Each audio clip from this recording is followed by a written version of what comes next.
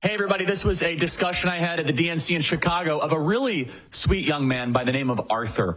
Arthur had a Kamala Harris for president button, but turns out he's actually a swing voter, and we had a great dialogue, and I maybe got him to reconsider and to vote for Donald Trump. Enjoy this very polite, mutually respectful discussion with Arthur from the DNC. Arthur, wherever you are, I hope you enjoyed this video. I hope it accurately presents our conversation, and he's a new Catholic, which gets our Catholic friends very excited, and he says that is changing his politics. So never be afraid to have the tough conversations. This is a great example of a really deep one that we had at the DNC, and it might have changed his mind. We'll see. You be the judge. Leave a comment and subscribe to our YouTube page here. You tell me, do you think Arthur is going to vote for Trump or Kamala Harris? Enjoy. I don't know. So do you vote for the person or the worldview? It's a little bit of both. A little bit of both. I think the person is generally reflective of the worldview. It's important to understand the worldview.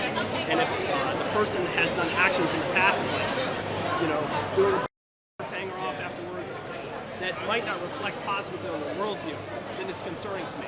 I'd say that it's concerning to me that he might be using Christianity as a problem sometimes. And so I oftentimes am ideologically at odds with the Democratic Party, but I worry about the Republican Party. What are your ideologically at odds with the Democrats? Sometimes, yeah. Oh, well, on migration to some extent, I'd say that they need to focus more on their debt, but then again, the Republicans don't really focus on that much anymore either. Really, especially on trade protectionism, I think Trump's very pro-trade protectionism, which I do like. And the Democrats have been a little bit, neoliberal? A little bit, yeah. But I would say that there is some level of decency. I think that is, they try to project it very much so. They try to show that they're, we're good people, yada, yada, yada. But you don't see stories about Kamala Harris or other major Democratic candidates where it's like, as I said for Trump, where he sort of, paid money to cover it up. And ultimately, the crime that he committed in that wasn't super significant, but the whole situation is kind of sketchy. So I don't know. I'd just say, how do you address that sort of concern? I mean, everyone's a flawed person. I vote for a worldview, though, not just the person. Because a worldview will outlast the person, right? And but do the actions of the person have any reflection on the worldview? I mean, we already know the type of president he was, which he was a terrific president. Oh, in some ways. I'd say that the trade war wasn't the best. I wish he would have been harsher on trade. I suppose if he was going to do it, he might have gone all the way with that trade war. So why are you supporting Kamala? What would you say is her greatest achievement? Made up my mind, but I would say that there was stability to some extent under the Democrats. Now, Biden may have been a little bit, old, to put it lightly. What, you mean political stability? But to some degree, yeah, I would say so. So like switching out a candidate like 2 weeks before is like stability? Stability in terms of what they are advocating, what they're demonstrating. That was a little bit unstable. That was a little bit surprising to me. And that was, honestly, that is my biggest concern with Democrats, is the fact that they did kind of lie and say, oh, he's fine. So you might vote for Trump? I'm Maybe. Considering it, but his antics. What does he have to do to earn your vote? I'd say that he'd have to acknowledge that he's done some kind of sketchy things in the past, and really legitimately say, he's repentant for it to something like that. Honestly, I would have thought very different things in the past. I was an atheist for a long time and very progressive. I've become Catholic recently. Praise God. Has that changed your politics at all? Yes, to some degree. But of course, I'm still thinking of it, and it does concern me even more so than in the past. Personal actions. So, that's really what I was going to say. But, okay. Well, so you should think about worldview. Secondly, I mean, you can agree the Bible is full of people that have done some pretty flawed things. King David. Oh, yes, absolutely. Remember King David, he killed a man just to get after Bathsheba. I'm getting to that story right now. Right?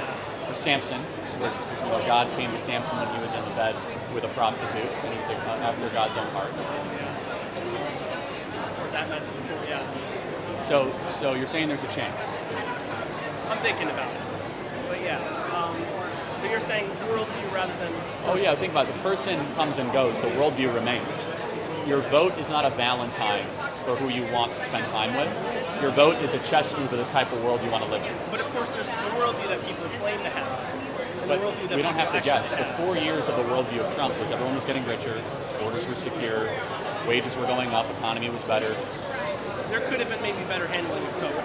I agree. Well, I would have been on the other side. I wish we would have had less restrictions, but I would also agree with that. no presidency is perfect. But taking the guesswork out of it, 4 years with Trump, 4 years with Kamala, or with Biden, Yes. which one is the country? kind of Kamala. Yeah, but the country's in a better place with which one?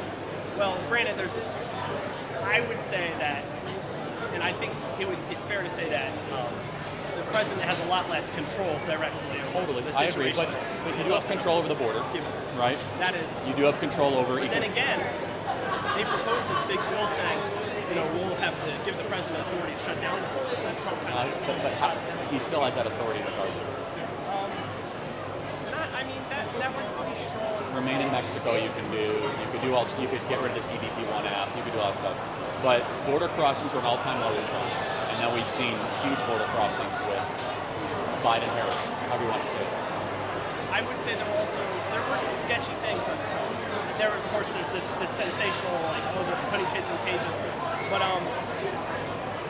they could have done a better job of handling that to some extent too. Now, just so you understand, the kids in cages started under Obama. It doesn't make it right, but it did start under Obama, right? It doesn't make it right, but it did. And the whole idea of it was that we are going to make sure that families, it's actually legit if you come across the border with a kid, that you might be trafficking. Yes. Right? It is true, however, I do think he did change the law to make it so that they separate the parent and the child under his administration. So you're a swing voter. Yes. No, we're all under Trump's administration. Huh? I'm on the side of the Democrats mostly. I am Okay. kind of a supporter, but I'm kind of. What can we do? What can we do better to win over more people like you? I would say that. God, I'm kind of a. I don't think there's a lot of people like me because I'm kind of on the conservative side of the swing, and there's I think more people on the progressive side of the swing. But I'd say that Trump really needs to maybe just make more public atonement for his actions, because I think he often denies wrongdoing, and he needs to be more willing to admit it. So, but 20 years from now, let's say he doesn't do that. If he had a successful He presidency, might be dead 20 years from now. you? He would. Well, no, that's what I'm saying. Is that won't his policies outlive him? That's true. So it doesn't matter as much about him. It matters the world that he But of creates. course, he set a lot of policies that he didn't really work to put into action once he was actually in office. No, I mean, look, no one's perfect, He but said that he would advocate for age limits in Congress, and he never actually did that. There's no constitutional amendment that has no process. age limits, or you mean term limits? Sorry, term limits. You're right. No, you're correct. Term limits. Yeah, that's very hard to pass. To be fair, but yeah. It is very hard to pass. But that's the way I want you to think about it. And what's your name again? Arthur. Arthur. Is that you want to think of the type of world you want to live in 20 years, less about the person. You depersonalize politics. They want you to over-personalize it. It's very emotional, very feeling. That is very true. The Right? Democrats are very emotional. Right? Very vibes, very emotional. Where we're saying, hey, what are the chess moves that the world you want to live in the next 20 years? Yes. And I am thinking about that. But I guess person does play a role. Thanks, Arthur. It's very nice to meet you. God bless, man. Good luck on your journey of faith. Thanks.